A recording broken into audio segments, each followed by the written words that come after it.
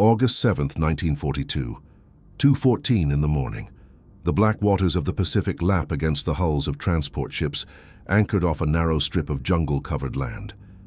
In the pre-dawn darkness, the air is thick with humidity and tension.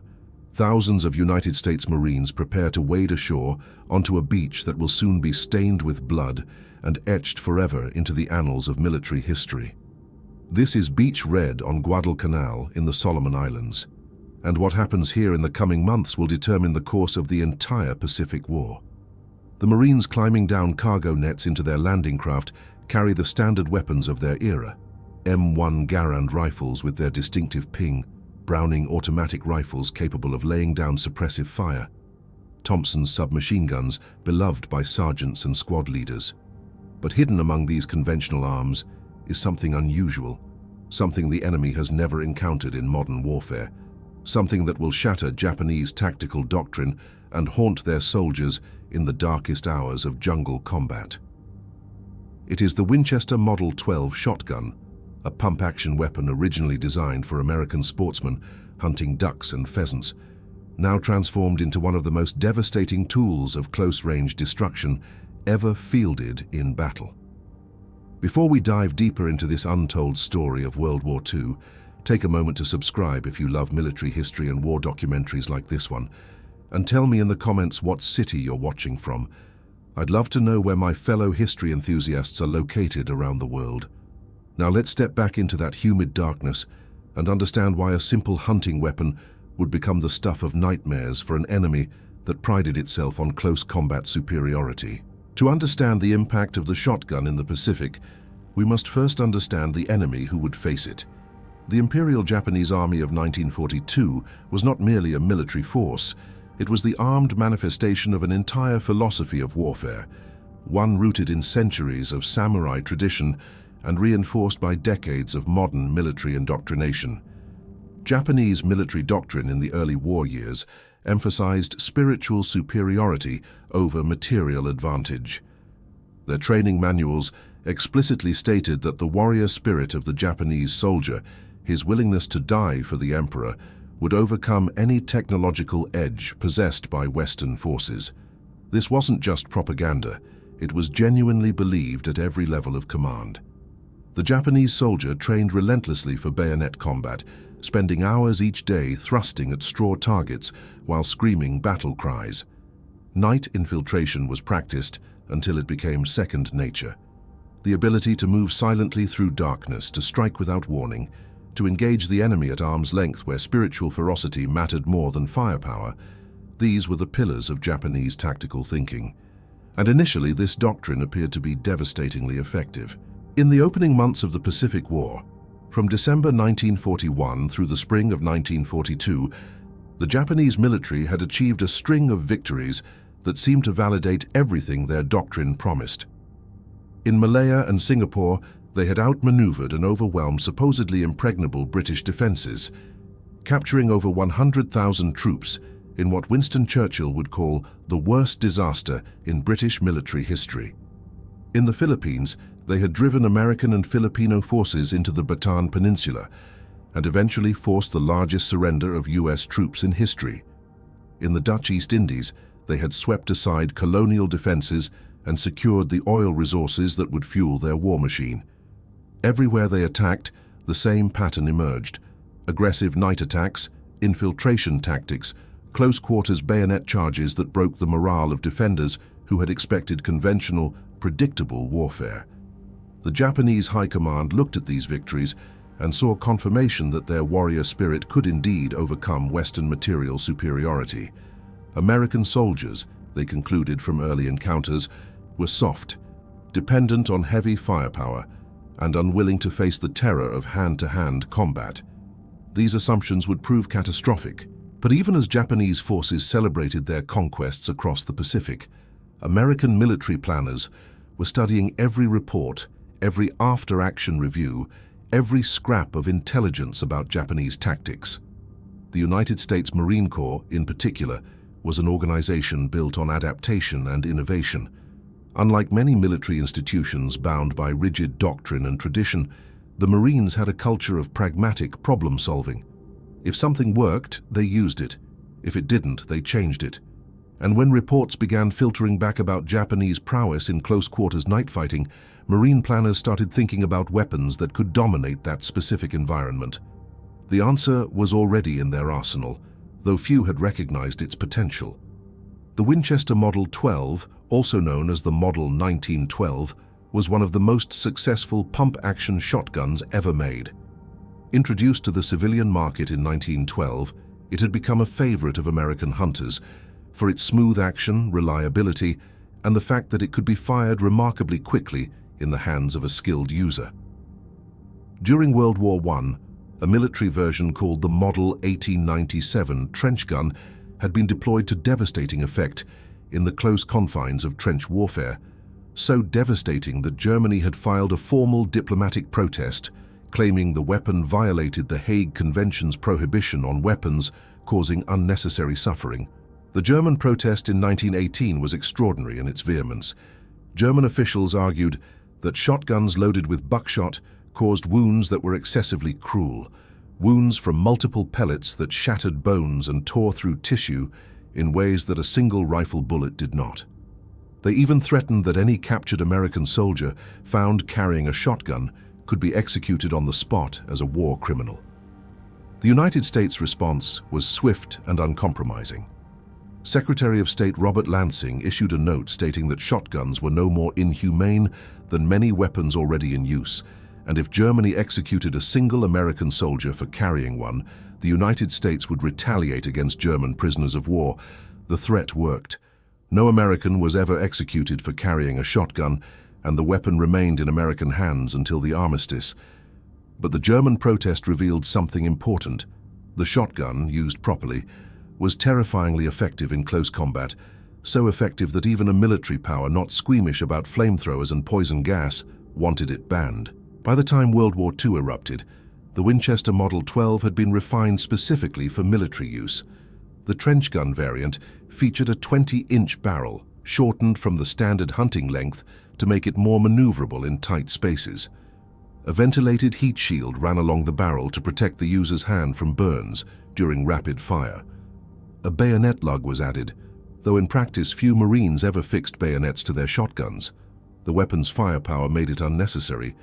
The shotgun held 6 shells in its tubular magazine, each shell containing 9 pellets of double-aught buckshot, roughly .33 caliber in size. But the most important feature was one that civilian shooters knew well, but that would prove revolutionary in combat: the Model 12's ability to slam fire. Unlike most modern shotguns, the Model 12 could be fired simply by holding down the trigger and working the pump action. Each time the action cycled forward, the gun would fire automatically. A trained Marine could empty all 6 shells in less than 3 seconds, unleashing 54 projectiles in a devastating cone of lead. For Japanese soldiers trained to charge with bayonets fixed, this represented a fundamental shift in the mathematics of close combat. Consider what Japanese tactical doctrine expected. A rifle-armed defender could fire perhaps 8 rounds from his M1 Garand before needing to reload, each shot requiring individual aim. A Japanese squad executing a coordinated banzai charge could, theoretically, absorb those casualties and close the distance. Their training told them that once they reached bayonet range, their superior spirit and skill would prevail. But a Marine with a Model 12 could fire 6 times in 3 seconds, and each shot didn't need precise aim. At close range, the spread of buckshot meant that pointing in the general direction of the enemy was sufficient. And if that Marine had practiced the technique of slam firing, the result was essentially a portable machine gun that turned an individual soldier into an area denial weapon. The Japanese had no counter-tactic for this because their entire doctrine was built around closing to bayonet range. The shotgun made closing to bayonet range suicidal. The first waves of Marines that stormed ashore at Guadalcanal on August 7, 1942, were part of Operation Watchtower, the first major Allied offensive in the Pacific theater. The strategic situation was desperate. Japanese forces had been constructing an airfield on Guadalcanal that, once operational, would allow them to dominate the sea lanes to Australia, potentially cutting off that continent from American reinforcement and supply. The Allied High Command understood that this airfield had to be captured before it became operational, even though American forces were still reeling from 6 months of defeats, and the amphibious assault capabilities needed for such an operation were barely developed. The landing itself was almost unopposed. Japanese construction workers and the small garrison fled into the jungle, and the Marines captured the airfield, which they renamed Henderson Field, without serious resistance. But this initial success was misleading. The Japanese High Command viewed Guadalcanal as a minor irritation to be swiftly crushed. They had no idea that this island would become a 6-month meat grinder that would drain their forces and mark the beginning of their long retreat across the Pacific. In those first days after the landing, Marines carrying the Model 12 were still learning how to use it effectively in jungle warfare. The weapon had been issued to selected personnel, point men on patrols, guards at command posts, some squad leaders who requested them. There was no comprehensive doctrine for shotgun employment. The Marines were writing that doctrine in real time based on what worked and what didn't. The jungle environment of Guadalcanal was unlike anything most of these young men had ever experienced. The humidity was oppressive, causing metal to rust and wood to swell. Insects swarmed in clouds. Visibility in the dense undergrowth was measured in yards, not hundreds of yards. Traditional rifle marksmanship, with its emphasis on long-range accuracy, was nearly useless. Most combat happened at ranges where you could practically reach out and touch your enemy. This was exactly the environment where the shotgun would prove its worth, but it took time and blood to discover the best techniques. The Japanese response to the American landing was swift but poorly coordinated. Rather than massing their forces for a single overwhelming attack, Japanese commanders sent reinforcements in piecemeal fashion, confident that each wave would be sufficient to drive the Marines into the sea. This overconfidence stemmed directly from their experience in earlier campaigns and their fundamental misunderstanding of American fighting capabilities. The first serious test came on August 21st, just 2 weeks after the initial landing, at a small river called the Tenaru, though it was actually the Ilu River, a mistake in maps that persisted throughout the battle.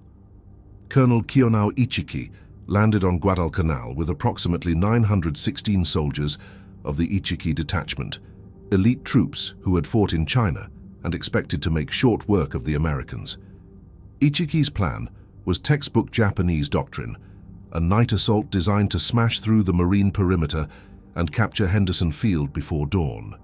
His troops would cross the sandbar at the mouth of the river, relying on darkness and surprise to get them close to American positions, then use their bayonets and superior hand-to-hand combat skills to overwhelm the defenders. What Ichiki didn't know was that Marine intelligence had intercepted reports of his landing, and Colonel Clifton Cates, commanding the sector where the attack would come, had reinforced his positions and prepared a killing ground. Machine gun nests were sited to provide interlocking fields of fire across the sandbar. Artillery was pre-registered on likely approach routes, and scattered among the defensive positions were Marines with shotguns, weapons chosen specifically because someone had realized that if Japanese troops made it past the initial machine gun fire, close-range stopping power would be essential. The attack began after midnight.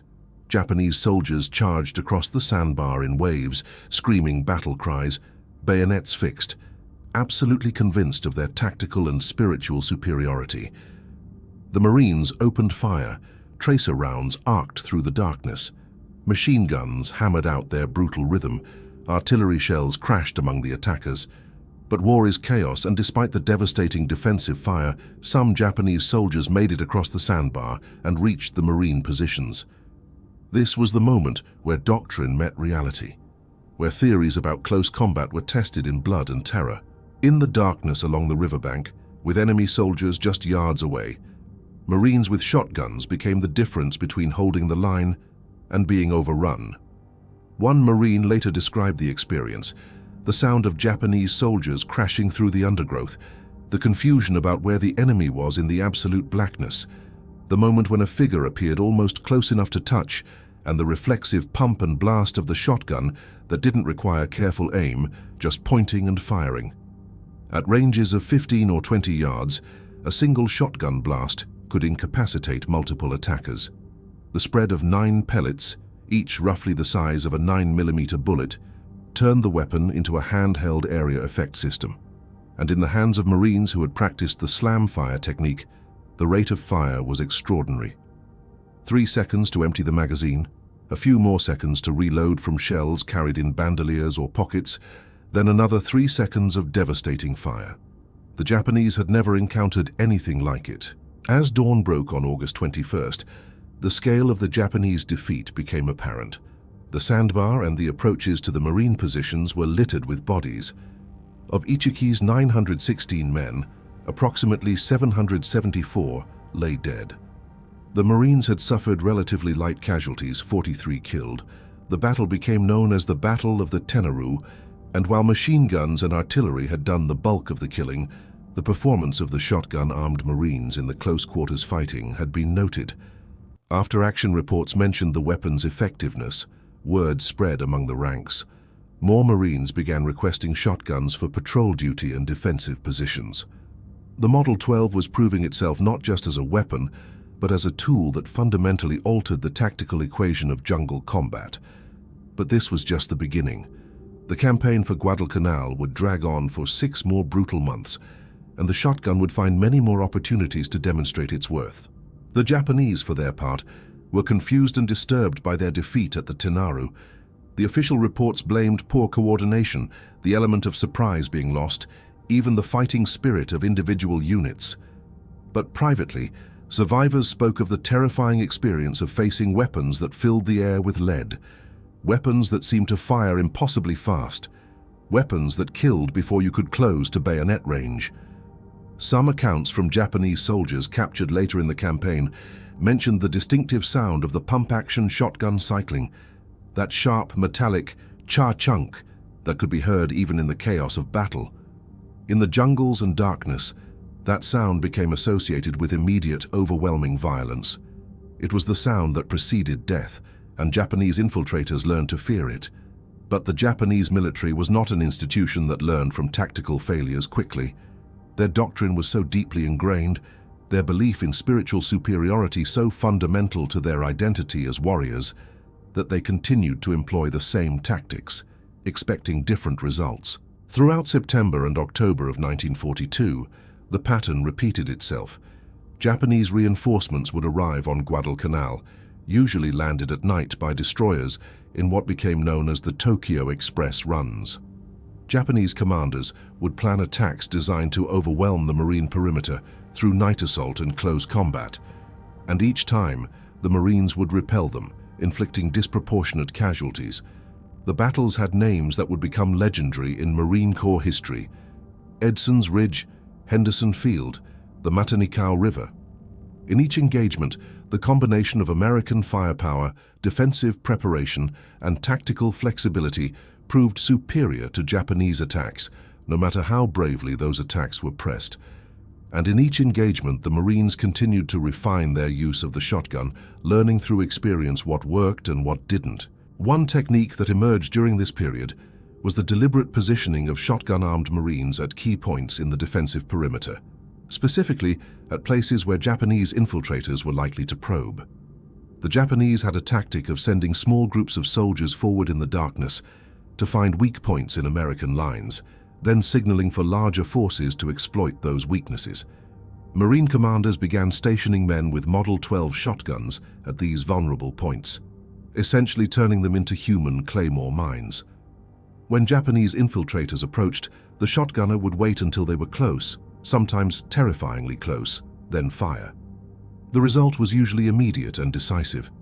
At ranges of 10 or 15 yards in the darkness, the spread of buckshot was wide enough that precise aim was unnecessary. If you could see a silhouette, you could hit it, and hitting it with 9 pellets of double-aught buckshot meant the target went down and stayed down. Another innovation was the use of mixed loads in shotgun magazines. Some Marines began loading their weapons with alternating shells, buckshot for anti-personnel work, then solid slugs for penetration, then more buckshot. The idea was that if you encountered a Japanese soldier behind cover, the slug could punch through light fortifications or thick vegetation, while buckshot remained effective against troops in the open. This wasn't something taught in any manual. It was field expedient innovation born of necessity, and communicated informally between Marines who were trying to survive. Yet another technique involved using the shotgun to clear vegetation and trails. In the dense jungle, Japanese soldiers would often hide in thick undergrowth just off established paths, waiting to ambush passing patrols. Marines learned that firing a blast of buckshot into suspicious-looking vegetation was an effective way to either kill hidden enemies or at least force them to reveal their positions. The spread of pellets would tear through leaves and branches, and while the individual pellets lost energy quickly, they retained enough punch at close range to wound or kill. This tactic became so common that some patrols would include a shotgunner whose specific job was trail clearing. By November 1942, as the campaign for Guadalcanal entered its final desperate phase, the Japanese High Command realized they faced a serious problem. They had poured thousands of troops onto the island, had launched attack after attack, and had failed to dislodge the Americans. Even worse, their supply situation was becoming untenable. American air power based at Henderson Field was interdicting their resupply efforts, and the naval battles in the surrounding waters, collectively known as the Naval Battle of Guadalcanal, had gone against them. Soldiers on the island were starving, disease was rampant, and still they fought, because their doctrine and their honor demanded it. The final major Japanese offensive came in mid-November, a last desperate attempt to capture Henderson Field and turn the tide of the campaign. It failed, as all the previous attacks had failed. By January 1943, the Japanese High Command made the decision to evacuate Guadalcanal, something they presented to their troops as a strategic redeployment, but which everyone understood was a defeat, their first major ground defeat of the war. The Americans had held, and in doing so, had proven that Japanese infantry tactics, no matter how bravely executed, could be stopped and defeated. The Guadalcanal campaign cost the Japanese approximately 25,000 dead or missing, most from combat, but many from disease and starvation. American casualties were much lower, around 7,000 killed, wounded, or missing. The strategic impact was enormous. Japan's advance across the Pacific had been halted. The Allies had captured a forward airbase that could support further operations up the Solomon Islands chain, and perhaps most importantly, the myth of Japanese invincibility in close combat had been shattered. American forces, particularly the Marines, had demonstrated that they could not only stand up to banzai charges and night infiltration, but could dominate those environments through firepower, tactical innovation, and sheer determination. The Winchester Model 12 had played its part in this transformation, small but significant, a weapon that turned individual Marines into area effect systems in exactly the type of combat where the Japanese expected to excel. But Guadalcanal was just the beginning. As the war in the Pacific ground forward through 1943 and into 1944, the nature of combat evolved. The Japanese, learning from their defeats, began abandoning their reliance on offensive operations and instead focused on creating defensive fortifications of extraordinary strength and complexity. They turned entire islands into fortresses, honeycombing them with bunkers, pillboxes, and cave systems designed to survive naval bombardment and maximize American casualties.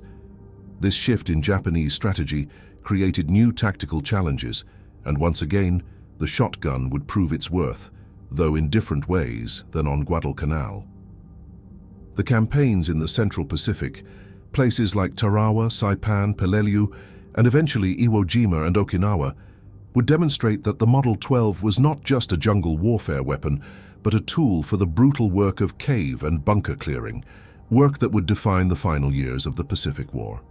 Tarawa, assaulted in November 1943, was the first taste of what this new phase of the war would entail.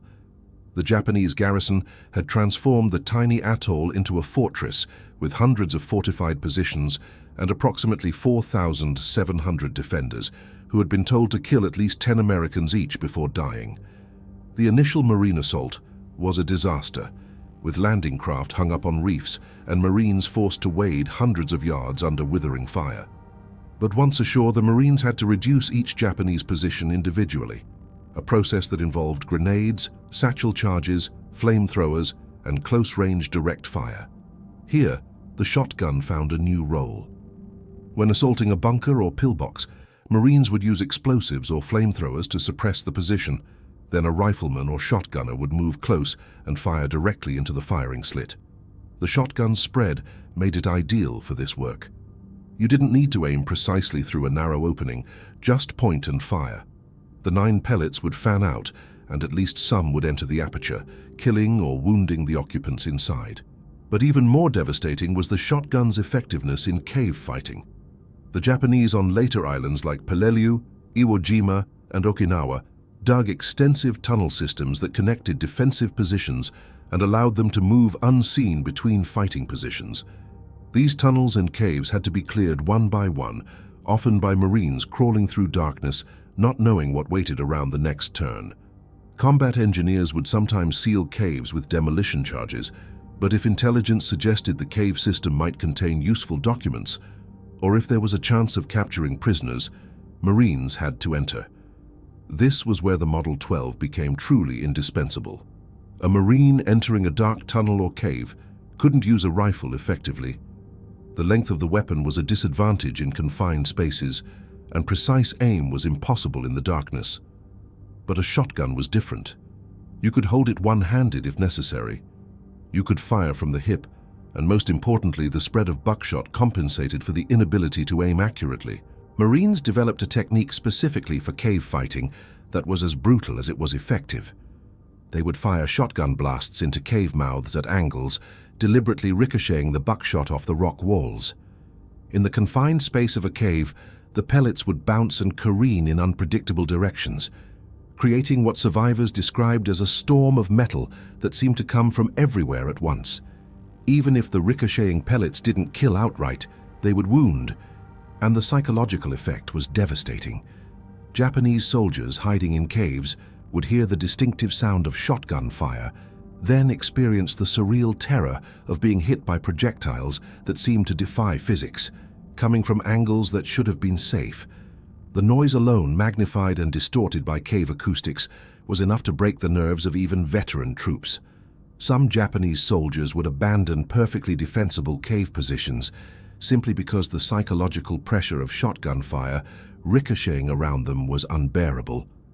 Others would attempt suicide charges out of cave mouths rather than endure the horror of being hunted in the darkness by men with shotguns.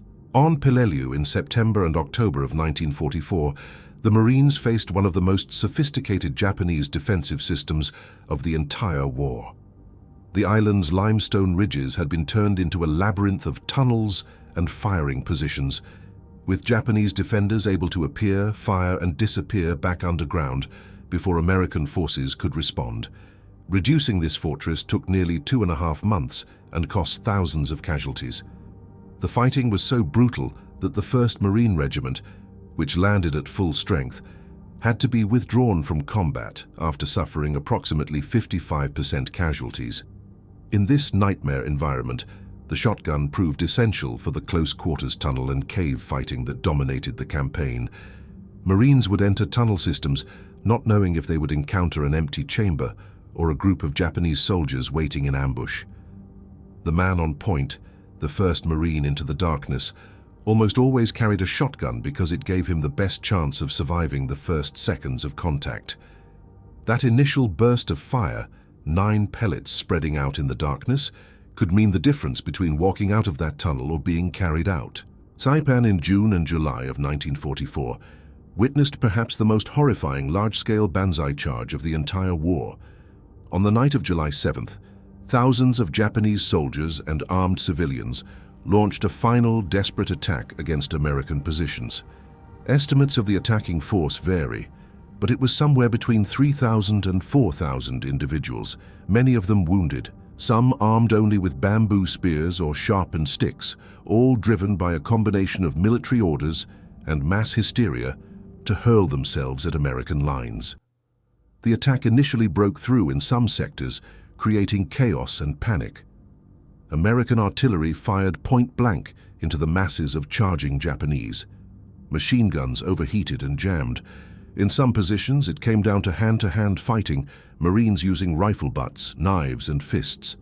And in these desperate moments, Marines with shotguns made the critical difference. The ability to fire 6 devastating blasts in 3 seconds, then reload and fire again, created temporary islands of effective defense in sectors where the line might otherwise have collapsed. One account from a Marine on Saipan described a sergeant with a Model 12 who stood at a gap in the perimeter and fired, reloaded, and fired again, his weapon the only thing preventing Japanese soldiers from pouring through. When dawn came and the attack had been repelled, that sergeant was found with dozens of empty shotgun shells around his position and a pile of Japanese bodies in front of him. As the war entered its final bloodiest phase with the assaults on Iwo Jima in February 1945 and Okinawa beginning in April 1945, the shotgun had become a standard part of the Marine Corps arsenal for specific roles. It was no longer an exotic weapon carried by a few individuals. It was part of established doctrine for tunnel fighting, cave clearing, and close-range defensive work. On Iwo Jima, where the Japanese had transformed the entire island into a fortified position with 11 miles of tunnels, shotgun-armed Marines were integral to the teams that cleared those underground warrens. The technique known as blowtorch and corkscrew tactics combined flamethrowers to burn oxygen out of tunnel systems, demolition charges to seal entrances, and shotguns to kill any defenders who emerged or to finish clearing partially collapsed positions. The flamethrower operator would advance, burning vegetation and forcing defenders deeper into their positions. Engineers would follow with satchel charges to seal the tunnel entrances, and shotgunners would cover the operation, ready to blast any Japanese soldier who attempted to escape or counterattack. It was methodical, brutal, and effective. On Okinawa, the largest and last major battle of the Pacific War, shotguns were used in all their various roles: point defense, patrol work, tunnel clearing, and a new application that emerged from the terrible nature of that campaign. Okinawa lasted 82 days, from April through June 1945, and cost the Allies over 65,000 casualties, including more than 12,000 killed. The Japanese defended with a ferocity born of desperation, knowing that Okinawa was the doorstep to the Japanese home islands, and that defeat here meant the war was lost. They fought from a defensive network in southern Okinawa that was even more formidable than Peleliu, and the Americans had to reduce it yard by bloody yard. In this environment, Marines developed a technique called skip shooting with shotguns, deliberately firing at low angles so the buckshot would skip off the ground or tunnel floors and hit targets around corners or in defilade positions. It was an adaptation of ricochet techniques, but more controlled, and it allowed shotgunners to engage enemies they couldn't see directly. The fact that Marines in combat were innovating and refining their use of this weapon right up until the end of the war speaks to the culture of adaptability that characterized American forces. Throughout all these campaigns, from Guadalcanal to Okinawa, the production and supply of Model 12 shotguns remained relatively limited. The total number manufactured during World War II was approximately 61,000, a tiny fraction compared to the millions of M1 Garand rifles, carbines, and other infantry weapons produced. This limited production wasn't due to any deficiency in the weapon. Rather, it reflected the specialized nature of its role. The shotgun was not meant to replace the rifle as the standard infantry weapon. It was a tool for specific tactical situations, and those situations, while critical, represented only a fraction of overall combat engagements. The Marines and Army units that received shotguns were those most likely to encounter close-quarters combat, rifle companies in the Pacific Theater, assault teams trained for bunker and fortification reduction, Navy landing parties who might face close-range resistance when going ashore, even Air Force security personnel guarding airfields in forward areas where Japanese infiltration was a concern. Ammunition supply, however, was not an issue. Millions of shotgun shells were manufactured during the war, far more than the number of shotguns would suggest necessary. This stockpiling reflected an understanding that in the environments where shotguns were used, ammunition consumption was high. A Marine on patrol might fire several shells at suspicious vegetation or as warning shots. A defensive position might go through dozens of shells during a single night of Japanese probing attacks, and in the close-quarters chaos of cave fighting, Marines would fire as many shells as they could before the situation was resolved one way or another. The standard load was double-aught buckshot, But the infantry also included solid slugs for situations requiring penetration and smaller shot sizes for clearing vegetation or for use in areas where civilian presence made over-penetration a concern. Some innovative Marines even developed custom loads, though this was never officially sanctioned, adjusting powder charges or shot sizes for specific tactical requirements. For the Marines who carried the Model 12, attitudes toward the weapon ranged from enthusiastic endorsement to reluctant acceptance. Some Marines loved their shotguns and wouldn't trade them for anything. These were usually men who had survived close calls where the shotgun's rapid fire and spread had saved their lives, or men whose combat roles involved point duty or defensive positions where the shotgun's advantages were clear. They appreciated the weapon's reliability, its intuitive operation, and most of all the confidence it gave them in the worst situations. Knowing that if an enemy appeared at close range, you had 6 devastating shots available almost instantly, was psychologically reassuring in environments where terror and chaos were constants. Other Marines preferred rifles, feeling more comfortable with the range and precision of the Garand or the versatility of the carbine. These men saw the shotgun as too specialized, too limited in range, and too dependent on ammunition resupply that wasn't always reliable. Both perspectives were valid. The shotgun was never intended to be universal, and the Marines who preferred rifles weren't wrong. They simply had different combat experiences and tactical preferences. But among those who had faced Japanese night attacks, who had cleared caves on Peleliu or Okinawa, who had stood guard in the darkness knowing that infiltrators might appear at any moment, the Model 12 had a reputation that bordered on legendary. Veterans of the Pacific Campaign would recall decades later the comfort of having that shotgun in their hands during night watches, the sense that if something happened, they were as prepared as any human could be. They remembered specific incidents, the time a shotgun blast stopped a banzai charge at the last possible second, the moment when a Japanese soldier appeared in a tunnel entrance and the shotgun's spread meant survival didn't require perfect aim, the night when the distinctive sound of the pump-action cycling sent infiltrators fleeing back into the jungle. These weren't stories of heroism in the traditional sense. They were stories of a tool that did its job so well that the men who relied on it survived to tell the tale. The Japanese perspective on the American use of shotguns is harder to document comprehensively, as many of the soldiers who faced them didn't survive to record their impressions, and those who did were not always inclined to discuss their defeats in detail. But from prisoner interrogations, captured documents, and post-war interviews, a picture emerges of genuine fear and confusion about this weapon. The Japanese military had prepared for every aspect of American firepower they understood: rifles, machine guns, artillery, even flamethrowers. But the shotgun, with its distinctive characteristics, didn't fit neatly into their understanding of combat.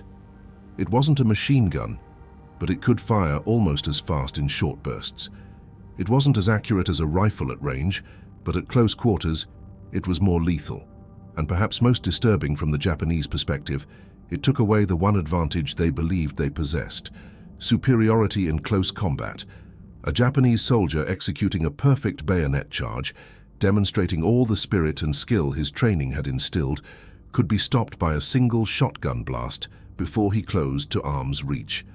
All that training, all that spiritual preparation, rendered meaningless by a weapon that didn't require personal combat prowess, just the ability to point and pull a trigger. Some Japanese units attempted to develop counter-tactics. There were experiments with crude body armor, sheets of wood or bamboo tied to the torso to stop buckshot pellets. These efforts were largely unsuccessful. The armor was heavy and awkward, restricting movement in ways that made soldiers wearing it easier targets for rifles and machine guns. And at very close range, buckshot could penetrate these makeshift protections anyway. The only truly effective counter was to avoid close quarters engagement entirely, which contradicted everything Japanese tactical doctrine emphasized. Some units tried to engage American positions from longer ranges, using their rifles to pick off targets from a distance. But this played to American strengths in sustained firepower and air support, and it abandoned the night infiltration and close assault tactics that the Japanese were best trained for. Essentially, the shotgun forced Japanese forces into a no-win tactical situation. engage at close range where the shotgun dominated, or stay at distance where American firepower superiority was even more pronounced. This dilemma was never truly resolved by Japanese forces, and it contributed to the one-sided casualty ratios that characterized much of the Pacific fighting. The legacy of the Winchester Model 12 in World War II extends far beyond the weapon itself, or the tactical innovations it inspired.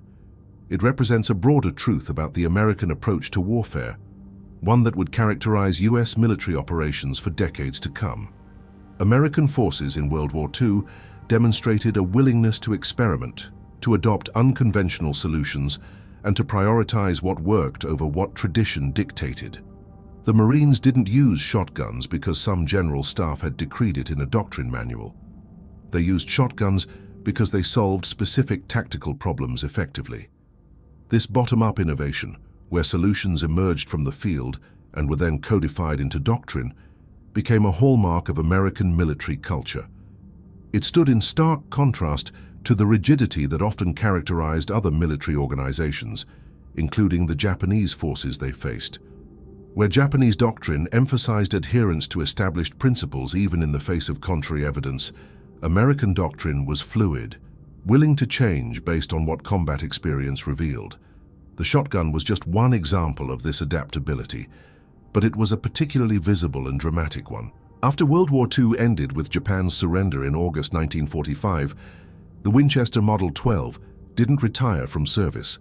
When war broke out on the Korean Peninsula in June 1950, American forces found themselves once again facing an Asian enemy that employed night infiltration tactics and human wave attacks. The Chinese People's Volunteer Army, which entered the war in October 1950, used tactics remarkably similar to Japanese banzai charges, massed infantry attacks designed to overwhelm American positions through sheer numbers and willingness to accept casualties. And once again, the shotgun proved its worth in defensive positions, particularly during the desperate fighting of the Chosin Reservoir campaign in November and December 1950. Marines holding the perimeter against repeated Chinese attacks found that the Model 12, now augmented by newer shotgun designs, provided the same close-range stopping power that had been so effective in the Pacific. The weapon's ability to deliver multiple projectiles rapidly made it ideal for breaking up human wave attacks that managed to close with American lines. Survivors of Chosin would describe the same phenomenon their predecessors had experienced on Guadalcanal: the psychological impact of that pump-action sound in the darkness, the visible effect of buckshot on charging infantry, the confidence that came from knowing you had overwhelming close-range firepower. Vietnam in the 1960s and early 1970s provided yet another environment where the shotgun's characteristics aligned perfectly with tactical requirements. The dense jungles of Southeast Asia, the emphasis on small unit patrols, and the ever-present danger of ambush created combat conditions similar in many ways to the Pacific Islands of World War II. Point men on patrols often carried shotguns, just as they had on Guadalcanal and Peleliu. The weapon's ability to deliver instant, overwhelming firepower at the first sign of enemy contact made it ideal for the soldier whose job was to walk into ambushes. And Vietnam introduced a new role that would have been familiar to Marines from Iwo Jima: tunnel fighting. The Viet Cong had created extensive tunnel systems, particularly in areas like Cu Chi, and American forces had to clear them. Soldiers who volunteered for this terrifying duty, known as tunnel rats, often chose shotguns as their primary weapon. The compact length, the devastating close-range power, and the psychological effect of firing in confined spaces made the shotgun the weapon of choice for crawling through enemy tunnel networks where combat could occur at arm's length in pitch darkness. The evolution of military shotgun design in the post-war decades reflected lessons learned from the Model 12 service. The pump-action mechanism remained the standard, as it had proven reliable in the worst possible conditions. But modifications included shorter barrels for even greater maneuverability, improved sights, and eventually magazine extensions that increased capacity beyond the original 6 rounds. Modern military shotguns like the Mossberg 590 and Remington 870 are direct descendants of the Model 12, incorporating refinements but adhering to the same basic principles: reliability, rapid fire capability, and devastating close-range effectiveness. Special operations forces around the world continue to carry shotguns for specialized roles, particularly door-breaching and close-quarters battle in urban environments. The weapon that Marines carried ashore at Guadalcanal has evolved, but its fundamental purpose remains unchanged. But perhaps the most profound legacy of the Model 12 and its employment in the Pacific is conceptual rather than material. It demonstrated the value of overwhelming firepower applied at close range, the idea that saturating an area with projectiles could be more effective than relying on precise aimed fire. This concept influenced weapon development far beyond small arms. The AC-130 gunship, which provides close air support by circling a target area and delivering sustained fire from side-mounted guns, embodies the same philosophy, overwhelming the enemy with volume of fire. The A-10 Warthog ground attack aircraft, with its GAU-8 Avenger cannon that fires depleted uranium rounds at rates of up to 4,200 rounds per minute, is essentially a flying shotgun, designed to saturate target areas rather than rely on precision strikes. Even modern infantry tactics in urban warfare emphasize room-clearing techniques that prioritize speed and volume of fire, concepts that would be familiar to Marines who cleared caves with Model 12 shotguns 80 years ago. The story of the Winchester Model 12 in World War II is also a reminder of the human dimension of warfare, the individual experiences of young men thrust into situations of unimaginable horror and asked to survive and prevail. These were not professional soldiers in many cases. They were civilians who had been drafted or enlisted after Pearl Harbor, given a few months of training, and sent to fight in environments that seemed designed specifically to maximize human misery. The heat and humidity of the Pacific Islands, the diseases that killed as surely as bullets, the psychological strain of knowing that the enemy you faced believed death in battle was the highest honor and surrender was shame, all of this created a level of stress that would break many modern observers simply to read about in detail. And yet, these young Americans adapted, innovated, and ultimately prevailed. The shotgun was part of that story, a tool that some of them relied upon. But the real story is the resilience and ingenuity of the men who wielded it. Consider the Marine on night watch on Guadalcanal in October 1942, sitting in a foxhole carved out of coral and mud, his Model 12 across his knees, listening to the jungle noises and trying to distinguish natural sounds from the approach of Japanese infiltrators. He's 18 or 19 years old. He's thousands of miles from home. He hasn't had a hot meal in days, and he knows that at any moment, enemy soldiers might emerge from the darkness, intent on killing him. The shotgun in his hands is more than just a weapon.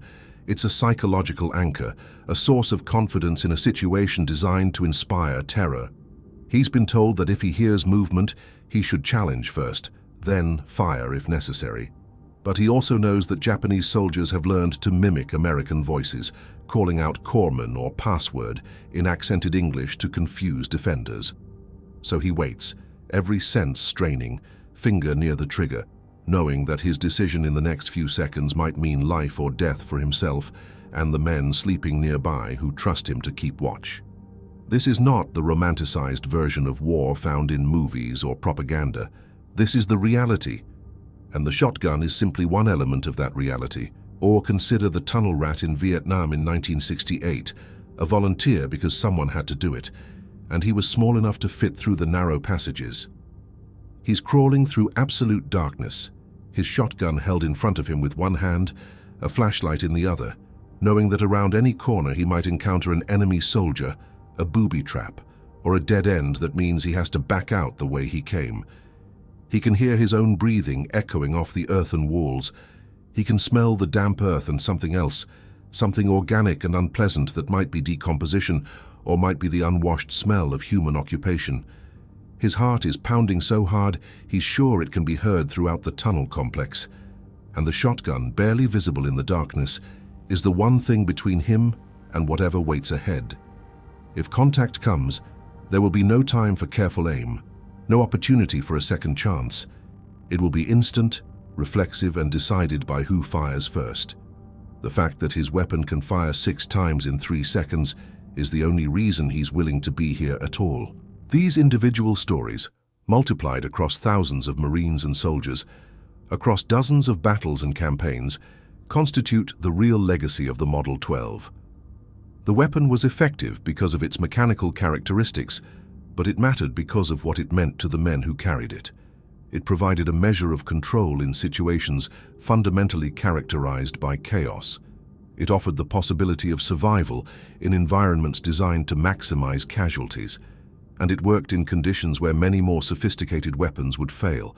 The humidity that rusted metal, the sand and coral dust that jammed mechanisms, the impacts and drops that could damage delicate parts. The Model 12, with its simple pump action and robust construction, kept functioning. It could be field stripped and cleaned with minimal tools. Parts were interchangeable between weapons. It didn't require specialized training or maintenance. A Marine who had never seen a shotgun before boot camp could become proficient with it in days, and that proficiency could save his life when the moment came. The Japanese perspective on their defeat in the Pacific, examined in the post-war period, reveals an interesting aspect of military psychology and cultural assumptions. Japanese military analysts, writing after the war, identified several factors that contributed to their losses. American material superiority, the breaking of Japanese naval codes which compromised operations, logistical failures that left island garrisons starving and undersupplied, and strategic errors at the highest levels of command. What is notable in these analyses is the relative lack of emphasis on tactical defeats at the ground level. The night attacks that failed, the banzai charges that accomplished nothing except adding to casualty lists, the infiltration tactics that resulted in isolated groups of Japanese soldiers being killed piecemeal, these were not analyzed as fundamental failures of doctrine. Instead, they were often attributed to insufficient spiritual preparation, to individual units not fighting with enough determination, or to bad luck. This inability or unwillingness to critically examine tactical doctrine meant that the lessons that should have been learned from encountering weapons like the shotgun were never fully integrated into Japanese military thinking. They continued to employ the same tactics, with minor variations, throughout the war, even as those tactics resulted in predictable and catastrophic casualties. This is not to say that individual Japanese soldiers lacked courage or skill. By all accounts, they were formidable fighters who displayed bravery that often crossed into suicidal determination. But bravery without tactical flexibility is simply casualties waiting to happen, and the Japanese military system did not permit the kind of bottom-up innovation that characterized American forces. A Japanese enlisted soldier who suggested abandoning bayonet charges in favor of longer-range engagement would have been disciplined for questioning doctrine. A Marine who suggested using shotguns for cave clearing was listened to, and if the idea worked, it was adopted. This difference in military culture, more than any single weapon or technology, explains much of the Pacific War's outcome. The shotgun is simply a visible symbol of that larger truth. As we examine the final accounting of the Model 12 service, the numbers tell only part of the story. Approximately 61,000 shotguns produced, millions of shells fired, thousands of engagements where the weapon played a role. These are statistics that can be recorded and analyzed. But the true measure of the weapon's impact cannot be captured in numbers. How do you quantify the psychological effect on Japanese soldiers who learned to fear a particular sound? How do you measure the confidence it gave to Marines standing watch in the darkness? How do you calculate the number of lives saved because a weapon provided overwhelming firepower at the critical moment? These are the intangible factors that made the Model 12 significant beyond its material characteristics. It was a weapon that filled a specific niche in a specific type of warfare, and it filled that niche so effectively that its influence extends to the present day. The Winchester Model 12's production ended in 1964, a casualty of rising manufacturing costs and changing market demands in the civilian sector.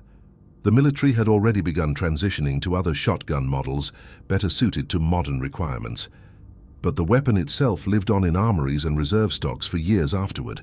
Some Model 12 shotguns issued during World War II remained in service inventory into the 1980s, a testament to the weapon's durability and longevity.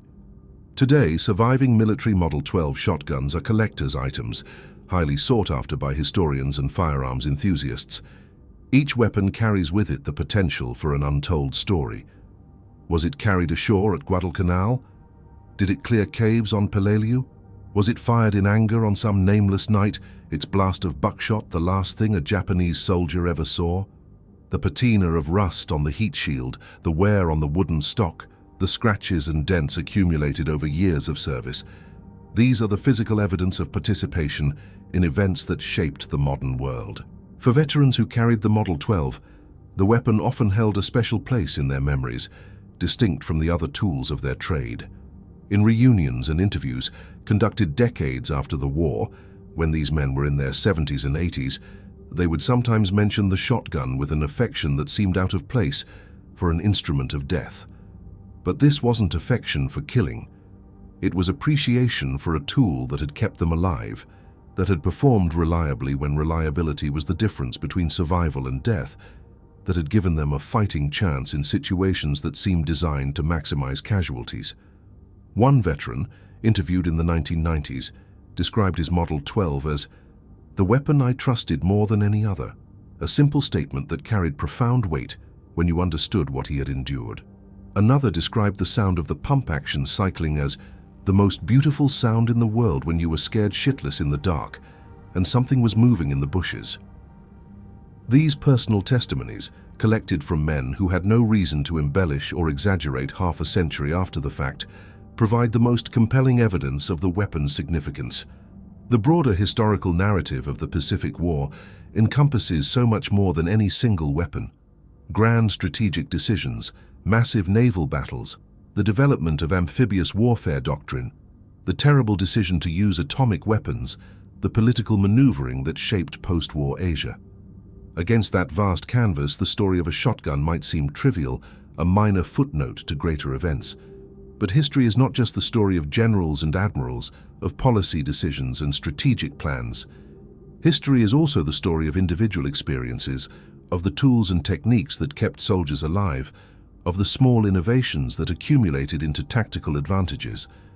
The Winchester Model 12 deserves its place in that history, not because it won the war, it didn't, but because it represented a philosophy of warfare that did contribute to victory. Pragmatism over tradition, adaptation over rigidity, and a willingness to use whatever worked regardless of whether it fit conventional military thinking. As World War II recedes further into the past, as the last veterans pass away and direct memory of the conflict fades into historical documentation, the details that seemed so important to those who lived through it risk being lost or oversimplified. The grand narrative of good versus evil, democracy against fascism, remains important and true, but it can obscure the complex reality of what soldiers actually experienced. They didn't fight for abstractions, not in the moment of combat. They fought to survive, to protect their friends, to complete their mission and get home. The weapons they carried, the tactics they employed, the small decisions they made under stress, these were the reality of their war. Understanding that reality, with all its grim details and uncomfortable truths, is essential to truly understanding the war itself and honoring the experience of those who fought it. The Winchester Model 12 trench gun, that simple pump-action shotgun designed originally for hunting American waterfowl, became in the hands of United States Marines one of the most effective close combat weapons of the Second World War. It challenged enemy tactical doctrine, saved countless American lives, and demonstrated that sometimes the most sophisticated solution is not the best solution, that sometimes effectiveness matters more than elegance. From the black beaches of Guadalcanal to the sulfurous caves of Iwo Jima, from the jungles of New Georgia to the tunnels of Okinawa, that distinctive char-chunk of the pump-action cycling represented hope to American forces and terror to their enemies. It was never the most numerous weapon, never the most celebrated, never received the attention lavished on fighters, bombers, or battleships. But for the men whose lives it saved, for the Marines who trusted it in the worst moments of their lives, it was invaluable. And that ultimately is the measure of any weapon in war, not its specifications or its appearance, but whether it kept the people who relied upon it alive. The legacy continues in unexpected ways. Modern military forces around the world still employ shotguns for specialized roles. The United States Marine Corps still issues shotguns to selected personnel, particularly for urban operations and shipboarding actions. Special operations forces globally recognize the value of shotguns for door breaching and close-quarters battle. Law enforcement agencies employ shotguns for similar reasons. The ability to deliver overwhelming stopping power at close range with less risk of overpenetration than rifle rounds. The fundamental tactical calculus that made the Model 12 effective in 1942 remains valid in 2025. Sometimes you need to saturate an area with projectiles rather than place a single bullet precisely, and the shotgun remains the most efficient tool for that specific job. Every time a modern soldier or Marine chambers a shotgun shell, they are participating in a tradition that reaches back through Vietnam, through Korea, through the Pacific Islands where their predecessors demonstrated what that weapon could accomplish. And finally, there is the human connection, the thread that ties us in the present to those events 8 decades in the past. Many of the men who carried Model 12 shotguns in World War II are gone now, their stories told or lost forever. But some of those stories were recorded, preserved in oral histories and memoirs, and they provide a window into that experience. Reading those accounts, you encounter not superheroes or mythical warriors, but ordinary people confronted with extraordinary circumstances who found within themselves the ability to endure.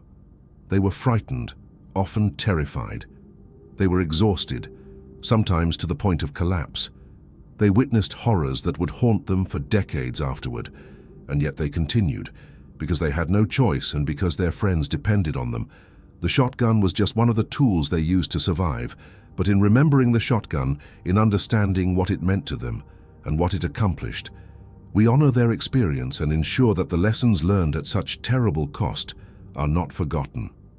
That is why this story matters, why these details deserve to be recorded and remembered, why the tale of a simple pump-action shotgun in the hands of young Americans fighting in the jungles and caves of the Pacific is worth telling more than 80 years after the events themselves.